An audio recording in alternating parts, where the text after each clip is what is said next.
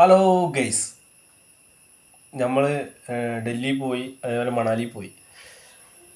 ഡൽഹിയിലും കുറേ കറങ്ങി, മണാലിയും കറങ്ങി. ഇതിപ്പോൾ ആകെ ചിലവായത് എല്ലാവരും ചോദിക്കുന്നുണ്ട് എത്ര ചിലവായി. ആകെ ചിലവായത് ഇവിടെ ആകെ പോയത് 6750 റുപ്യാണ്. ഇത് നമ്മൾ ശ്രദ്ധിക്കേണ്ടത് എവിടെ അറിയാം? ഇവിടെ ഡൽഹിക്ക് ആകെ 570 റുപ്യ കോഴിക്കോട് നിന്ന്. പിന്നെ ഡൽഹിയിൽ നിന്ന് നേരെ കുറച്ച് ദൂരമുള്ളൂ. അവിടുന്ന് ഓട്ടോറിക്ഷ വിളിച്ച് പോയാൽ 200 റുപ്യയാവും. മെട്രോ പോയാൽ ആകെ 40 റുപ്യയാവും. ആകെ 40 റുപ്യയായിട്ട് പിന്നെ അവിടെ നേരെ ബോൾബ് ബസ്